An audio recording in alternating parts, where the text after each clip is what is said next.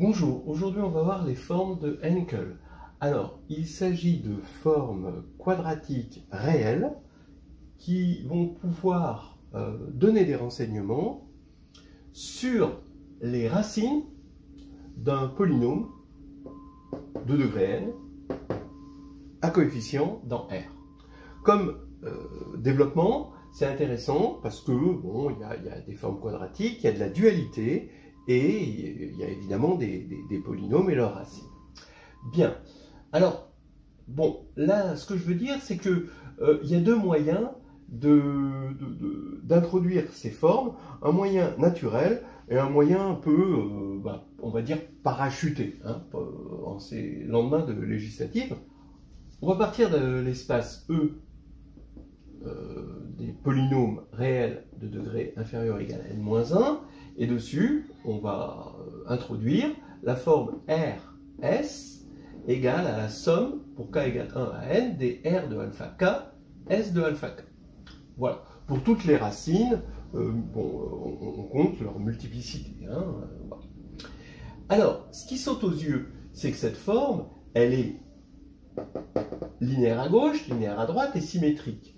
Mais, attention, E est un espace vectoriel réel. RS doit être à valeur dans R. Il faut que ce soit une forme dans R. C'est ça une forme. Hein. Normalement, si c'est un K espace vectoriel, ben, ça doit aller dans K.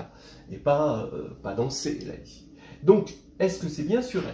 Donc, il faut vérifier que RS bar est égal à RS, qui va assurer hein, que ce nombre-là, qui est a priori complexe, est a posteriori réel. Bien. Alors pourquoi? Oui, parce que comme le polynôme P est réel, ça assure que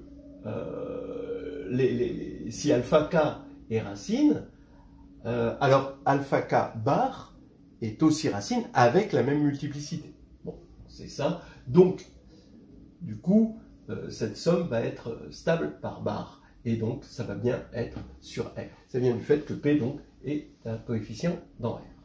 Alors, dans la littérature, ces formes, qu'on appelle formes de Hankel, qui dépendent du polynôme P, hein, on devrait l'appeler indice P, hein, si on devait être rigoureux. Donc ces formes qu'on appelle formes de Hankel associées à P, eh bien, sont présentées, alors je dirais dans la littérature, on le voit dans OroX-CNS en tout cas, et puis aussi dans Carnet de voyage en algébrie, sont présentées de la manière suivante. On introduit Sm, les sommes de Newton, somme de k égale 1 à n de alpha k puissance m. On sait que ça s'écrit de façon polynomiale en les coefficients de P, et avec des coefficients dans Z. Voilà, parce que Sm, c'est tout simplement un polynôme symétrique des racines à coefficient dans Z. Et on introduit, en fait, la matrice qu'on va appeler H comme Hankel, égale à S, I plus J. Attention, I et J vont de 0 à n-1 et non pas de 1 à n comme d'habitude. Voilà. Alors pourquoi on fait ça et quel est le rapport? Alors, vous voyez que ça, de cette manière, c'est un peu artificiel, c'est un peu parachuté. La forme de Hankel est beaucoup plus à son aise dans l'espace des polynômes.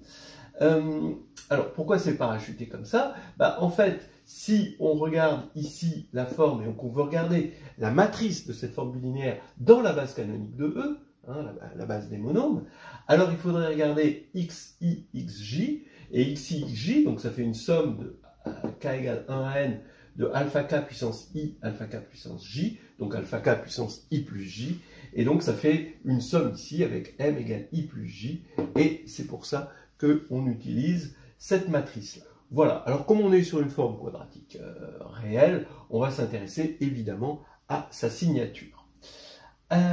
Regardons, hein, la forme quadratique elle-même, c'est la forme bilinéaire sur R et R, et c'est la somme de k égale 1 à n de R de alpha k au carré.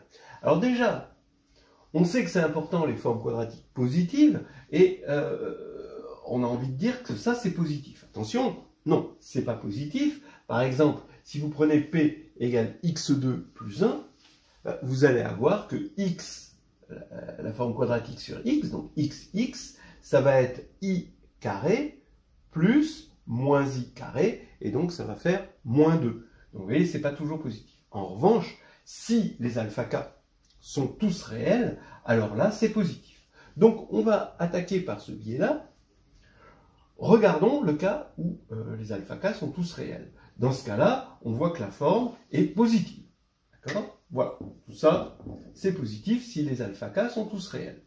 Maintenant, est-ce que c'est défini positif? Alors, regardez, hein, c'est quand même assez élégant. Si les alpha k, eux, sont 2 à 2 distincts, alors c'est bien défini positif. Puisque R égale 0, ça va impliquer que R de alpha k, puisque ça c'est une somme de positifs qui va être nulle, R de alpha k va être nul quel que soit k allant de 1 à n, d'accord? Donc R, qui est de degré inférieur ou égal à n-1, possède au moins n racines, donc R est nul. Voilà, donc c'est bien défini positif, et on se rend compte que donc, la positivité est liée au fait que les racines sont réelles, et que la définie positivité est liée au fait qu'il n'y a pas de multiplicité. Alors maintenant, regardons.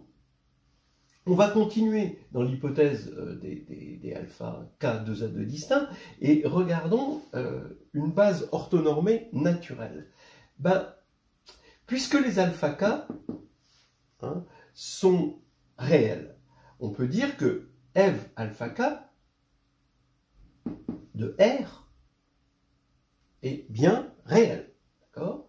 Pour tout polynôme réel, d'accord? Quand on va l'évaluer. Donc f alpha k est bien une forme linéaire sur E. Vous voyez, hein, vérifiez bien que ça va bien dans R, hein, parce que si alpha k est complexe, c'est plus une forme linéaire sur l'espace vectoriel réel E.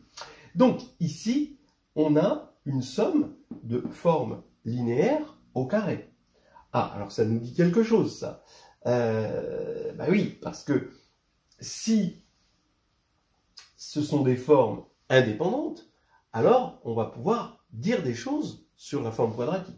Est-ce qu'elles sont indépendantes? Ça, on le sait. Si les alpha k sont 2 à 2 distincts, alors il y a quelque chose, d'ailleurs vous pouvez le voir dans un des premiers exercices de carnet de voyage en algébrie, c'est que les évaluations en alpha k forment une base de E étoile, hein, du dual, ici, dont la base duale, ou antéduale selon vos préférences, donc en tout cas la base qui correspond dans E, dont c'est la base duale, ce sont les polynômes interpolateurs de Lagrange Li qui valent tel que Li de alpha j égale delta ij. Donc ça vaut 1 si j égale i et 0 sinon. Donc ça, on sait qu'il existe des polynômes interpolateurs de Lagrange qui sont tous d'ailleurs de degré pile n-1, hein, ils sont bien définis de façon unique. Bien. Eh bien, regardez ce que donne LS-LT.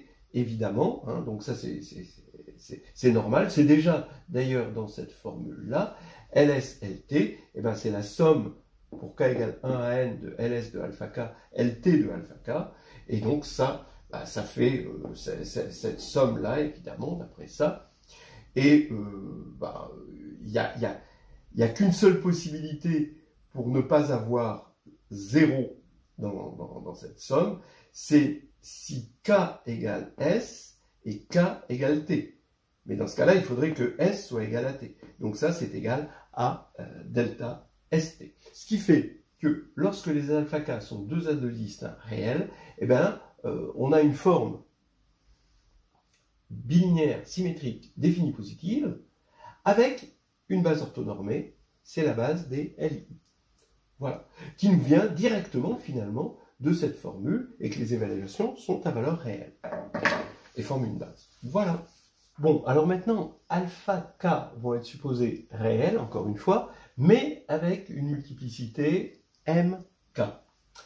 Alors, qu'est-ce qui va se passer? Eh bien, dans ce cas-là, R, d'après cette formule, ça va être la somme pour k égale 1 à t. Alors, je vais juste garder k de 1 à t hein, les réels distincts, d'accord? Et t est inférieur ou égal, évidemment, à n. Donc, j'ai somme de k égale 1 à t de mk r de alpha k carré. Donc, où j'ai choisi, hein, j'ai extrait de ces alphas-là, juste j'ai supposé que les t premiers étaient 2 à 2 distincts et les autres correspondent aux multiplicités.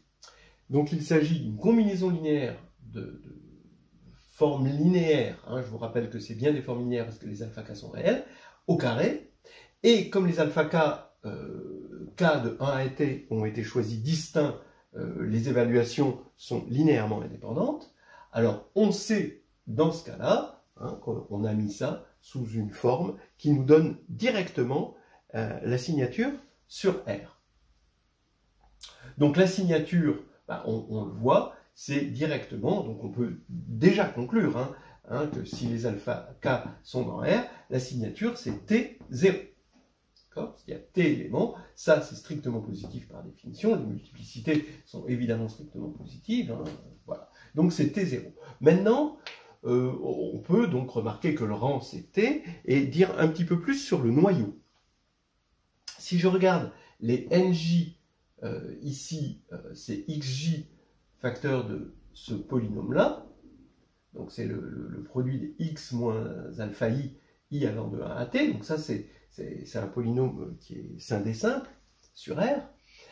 Alors c'est facile de voir que, alors attention, hein, il faut que ça appartienne à E. Donc d'abord, NJ est réel, d'accord, bon, parce que les alpha i sont réels, et puis ça appartient à E si je prends J entre 0 et n-1 moins t, de sorte à ce que ça soit de degré inférieur ou égal à n-1. D'ailleurs, si vous remarquez que si toutes les racines sont distinctes, donc si t égale n, alors il n'y a pas de nj. Hein, j appartient, il parcourt l'ensemble vide en quelque sorte. Mais nj est dans le noyau de la forme, puisque nj de alpha k est toujours égal à 0, donc quel que soit s, njs va être égal à 0, parce que ça va être une somme de nuls. Mais maintenant, comme c'est une famille échelonnée, c'est une partie libre, c'est une partie libre qui possède n-t éléments. Or, comme le rang c'est t, bah, le noyau, hein, comme on est en dimension n, le noyau est de dimension n-t, et donc on a une partie libre à n-t éléments, on a donc égalité, hein, l'inclusion devient une égalité ici avec le noyau. Donc on se rend compte que si on appelle Q ce polynôme, donc Q, bah, c'est quoi? C'est le polynôme P mais sans multiplicité. On dit c'est aussi P divisé par le PGCD de P', en quelque sorte, à n près. Eh bien, si on appelle Q ce polynôme-là, eh bien le noyau, ce sont les multiples de Q, qui appartiennent à E, évidemment. C'est pour ça qu'on a dû limiter ici le degré. Voilà. Alors maintenant, il est temps de regarder le cas où les alpha K ne sont pas tous réels.